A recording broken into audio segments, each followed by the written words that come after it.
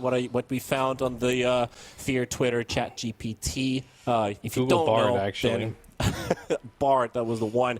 A wise man once said, "Hold the line." Can OG hold the line? That's a great question. Am I supposed to answer that?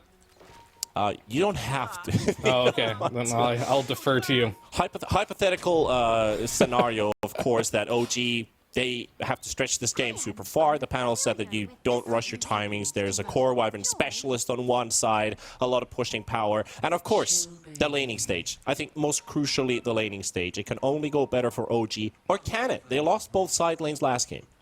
Yeah, I mean, I think there's no doomsday scenario for either side. It's really going to come down mainly to how does the game shape up, right? Like, are you going to get your wisdom runes taken from you by bounty hunter? Are you going to be in a situation where Ursa's killing your underlord, or did you manage to play your lane properly and now you're pressuring the Ursa instead? All these little things really add up. How much is a Beastmaster getting in the laning stage? We'll have to find out, but I think both teams have the tools to make the tides of this game turn in their favor. It's going to come down to execution. Since there's a lot of like possible options that both teams can execute, can maybe get lucky with, what's the most least likely sequence that might happen during the laning stage here? I mean, obviously, probably not like Rubik gets a double kill, but throw me something that probably won't happen, because I want to jinx it a bit, because I also want to believe it might happen. Something that won't happen? I don't think 9 is going to first blood BZM in the mid lane. Oh, okay. All right. All right. That's what I think won't happen. Believer in that. Like, 9, I mean, Trent already called the Wyvern like one game ahead that potentially, but still I don't think we're going to be seeing this hero because of the weaknesses or the strengths of it. But BZM is going to have to play against the specialist of the hero. Of course, 9, they're already taking a really big brawl here. BZM still has that phase shift to dodge an attack, but 9 is not going to turn around for it. Wait, can 9 do it? Can he get the first blood against all odds? No, he can't. We'll have to wait a bit longer. But they did get low, and it was close. I was sweating there for a second. Put me on the spot there, like, what's the one thing that couldn't happen, and then boom. Oh, the classic caster curse, right? It can happen from any possible perspective. It's like the most unlikely thing, and it still happens. And I feel like OG is sometimes the team that can pull it off, but Tundra, usually a team that's masterful at stretching out games, can be very long, drawn-out games, but they find a win in the end. OG's going to have to play into their playbook, technically. What's going on here in mid lane? Mid lane is, yeah, I was looking at top. Like, this is interesting creep shenanigans. Oh, BCM's waiting for his bottle. Okay, okay. I thought he was going to go steal both runes, which he still might be able to do. At least the creep wave is all the way behind 9's tier 1 tower, so... I mean, I think the trade-off here is he's going to get both of the runes here.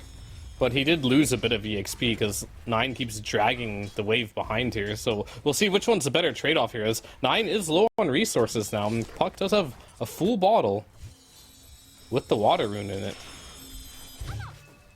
Interesting stuff nonetheless. Yeah, it's something that you don't expect at least to see the whole time. Is this something that mid players should be doing more often? Because like the whole importance of losing your mid-tier 1 tower, it's not so huge. And you also got to time your pushes. But if you can just play around in these early levels behind these towers, do you feel like it's... Well, I mean, well, I think we'll probably know in like a minute or two that it actually pay off for 9 to keep that play there. So my prediction is now safe. Whew. You are safe from it for sure. Maybe Beastmaster to drop as well. He does get a big wand heal. But Yoragi, plenty of stacks onto Saksa, but he's also going to walk out with 60 HP intact. Keep us alive. And Tundra, 3 first bloods in 3 games. Radiant's courier has been killed. Off to a good start here. They did manage to get the first blood on the Clinks. I talked about it before. Clinks is a hero that, if you get on top of him, he can't really do much. You can get a little bit of HP back, 175 worth. But once you get the blood grenade on you, you get the slow from the Earth Shock. Underlord can't help you that much. You're great at harassing with the Clinks, but you just got to all in and kill him. Yeah, bounty will go down. He just kills himself. Yeah, he just kills himself to the tower. He was super low on regen, so quick reset back to the lane. 33 gonna need some help from his friend. 2 points in wild access as well, so maxing out on the farm and harass. And also he gives him the option to just rotate early into the Ancients. Doesn't necessarily have to top lane though. We got some kills happening here as Aramis does go down. Snaking lives. DM left empty-handed.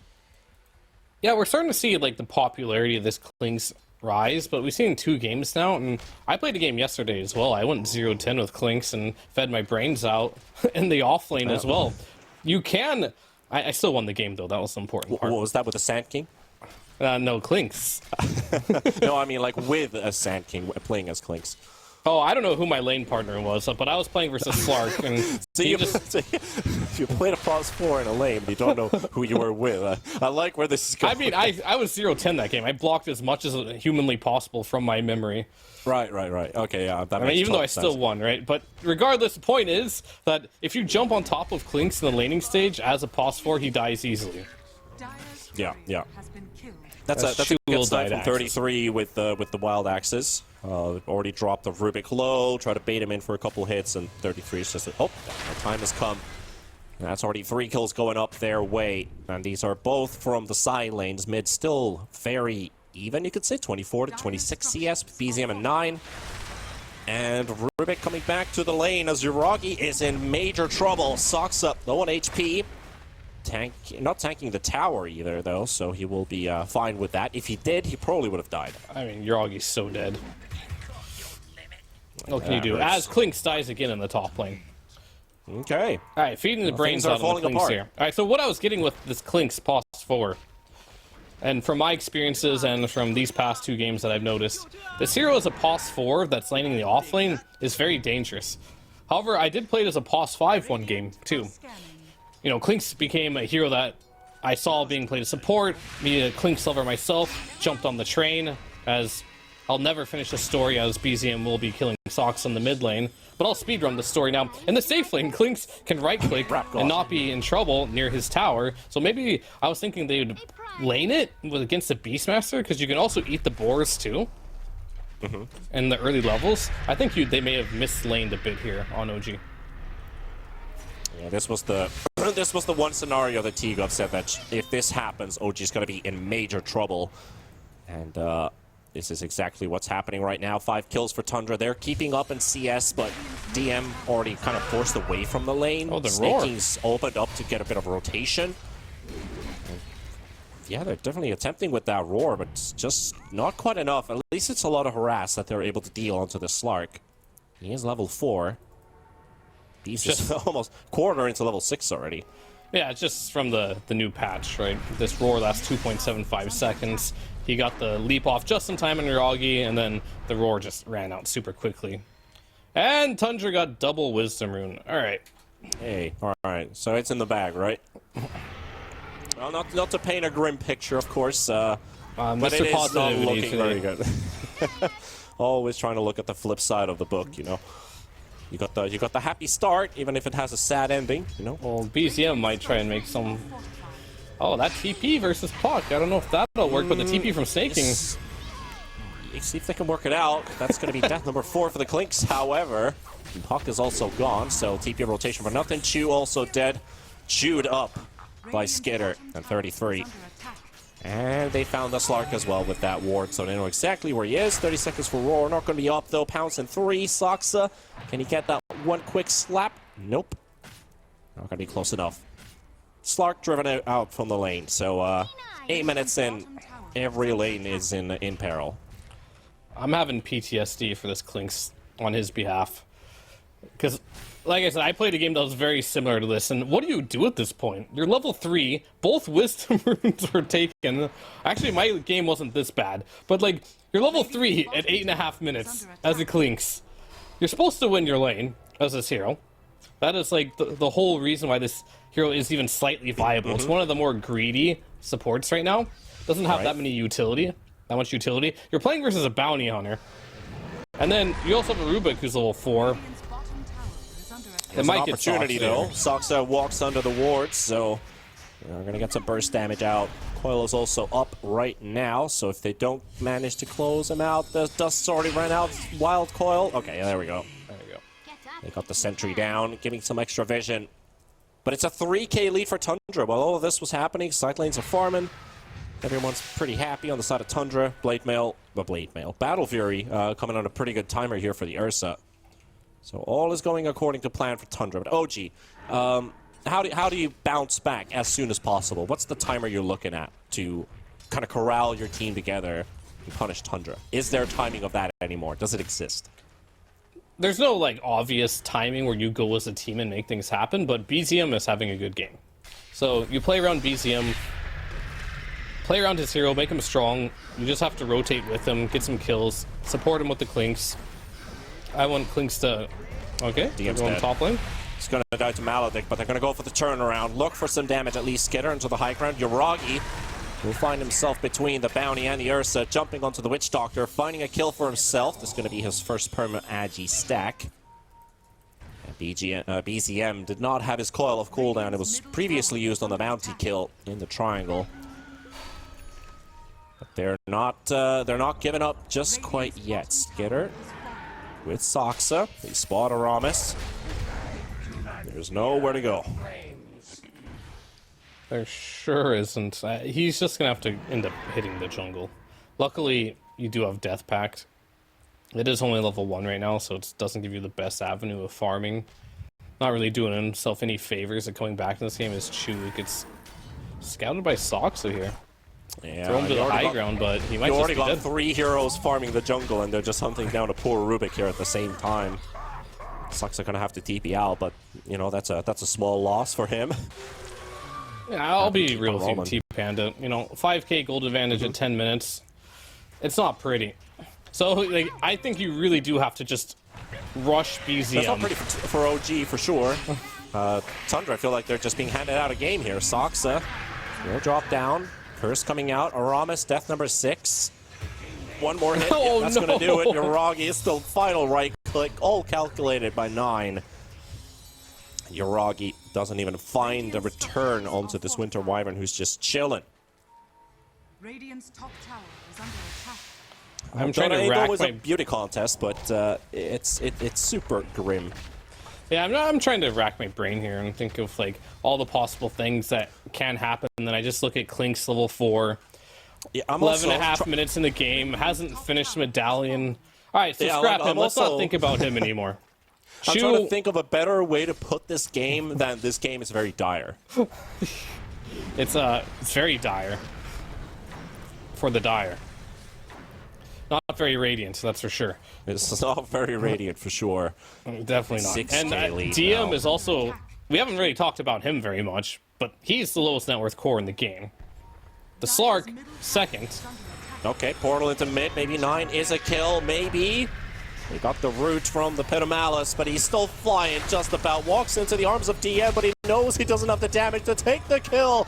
And they got the Witch Doctor War placed down on the ground. There's going to be a couple projectiles still connecting onto the Underlord. Let's see if he lives. No, he's dead. Oh, Snake King's got BZM. that kill. And BZM also drops. The Roar comes out, and it's just all coming apart. Oh, gee. Oh, boy.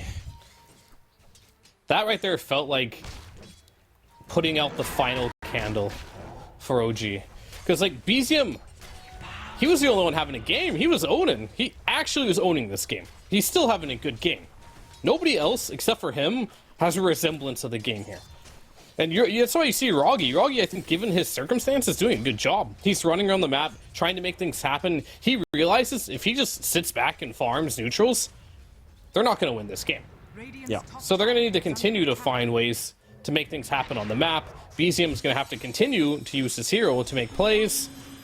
But who's he going to play with is a big question. It's almost got to be Yuragi at this point. DM, Yeah, I know. he's level 7. I guess that's okay with the Firestorm damage. And also talking about the fact that those first Wisdom Runes were both taken away, and the next ones are about to spawn as your map is already getting smaller. It just could be that OG supports, well, at least one of them is never going to see level 6, and them just might be the Clinks. But they do find a kill at Soxa, so BZM still keeping up what he can do. I mean, this is what the puck was made for. the big damage battery early on into the game. If you don't get caught, you have free reign, you can still dictate and dominate a lot. But another death and Puck's games, fair to say, might just be over. The whole game might be over. We'll have to see. I wonder whose idea... Well, I'll hold that thought as Snaking dies. Takes the DD away from BZM. Oh, does he die? Got a lot of healing plus and max voodoo. Oh, and a bit of a shield on top of that too, as well, from the Pavis.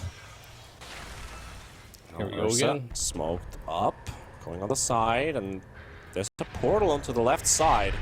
They found Saksa, but he's taken away the Wisdom Rune. Again! Oh, dear. Well, that segues into my next topic really well.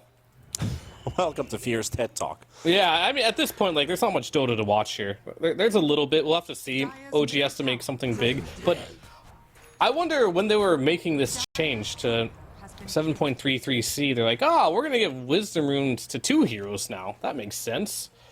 I don't think they understood or factored into the implications that you could steal Wisdom Runes. Because it was already bad enough if you lost your Wisdom Runes in the last patch. Yeah. Now they made it twice as bad. And now it feels like insurmountable when this happens. You have some Clinks running around level 6, 15 minutes in a game because he didn't get Wisdom Runes.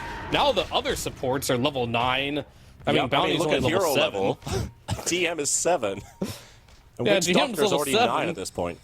You just don't have any experience anymore. Like, if this happens, you just are super under-leveled. And plus, you're losing the game from the laning stage. Yeah, I mean, what can you do with LAN experience if you don't have the experience in your heroes? They got the Stolen Roar to turn it back around onto the Beastmaster, but still, where's the damage really coming out from? It is the Fuzzy Wuzzy, and Yuragi diving in deep optimistic with this attempt with BZM. Maybe they can get a kill because that is a track that was used on top of the Beastmaster. Yuragi still, however, he gets killed off. BZM on the high ground, up the orb to try to run away. Another track onto Chu. And here comes 9. He's going to participate as well. And with that slow, we're going to look for another kill. That's a 7-0 Ursa with a Battle Fury, by the way. Absolutely enjoying this game. And BZM found... Oh, no. Okay, Maledict connects. If they get a couple more hits, that should do it. One Shuriken. He should be able to live here if he dodges some Maledicts. Yeah, he's going to have to remember to do it. Okay, he actually lives, but just the Shuriken. There we go. So he will live, but Aramis will have to take the bait for him. Oh, to let another live to give your life away for it. Skitter, he's taking a decent amount of damage here from the Slark. And 9 comes out with the curse. They've got the Slark locked down. The Orchid's also there. And a stolen curse coming in from the back from Chu. Right. Maybe this is the turnaround, potentially. That's a lot of damage from the Firestorm. Double for BCM. And OG, is this your time? This is one of the many pieces of the puzzle that they need to complete. And looking for the kill on 9, which is going to take place as the leash connects from Yuragi. 33 still on the run. 7 more seconds for another Primal Roar. Ursa considering, can we turn around and kill this hero? He just picked up a Blink Dagger. And they're very fearful for their lives, so they will let Skitter and 33 walk away. But that is something, that is something for OG. Yeah, for sure. The classic situation of you're winning the game, you keep pressing forward. They didn't even kill the tier 2 yet. Somehow they're in the tier 3s, they're thinking they can kill that puck. But that's just what happens in a Dota game. You have to play off your opponent's mistakes. He just burnt out prematurely as well, since that was still 2.5 minutes up for Skitter. It helps, it helps. I think Skitter's not too sad about that. Tundra's still in the same spot. If they group up together, they're strong. Sucks right on top of the Bounty Hunter, but he's also going to get locked up. So is the Witch Doctor. Aramis again. Just going to have to play bait for the team. Unfortunately, they can't get a chance to fight back. That tier 2 tower is going to drop. Still going to be using the glyph for it. Make Tundra work a bit harder for that tower. That was like the most fitting kill of all time. Will they get snaking? I mean, he's trying his hardest. So enough. With that kill, with Skitter killing Aramis there, Skitter went to 9-0, and Aramis went to 0-9. That was a very symmetrical kill. So if, you know, Ursa and Bounty Hunter, the Clinks just need to be facing off against each other's, and we have a nice pattern building here. We do, as Yuragi is just going to end up in the enemy jungle, the safest place for them to farm right now. And scout it out. Oh, curse range? Chase. Not quite. Bit too far away from that, but OG, I mean, they've recognized the situation quite some time ago, but they're also corralling some small defensive victories. However, it comes from so many different quirks that you have to be Rubik stealing track, roar, Winter's Curse, most importantly in that last fight, was able to turn things around for them. I mean, Chu's been playing great. His steals have been on point. He's getting everything he needs to for the fights, making what he can out of this game so far. And they actually end up seeing Skeeter here.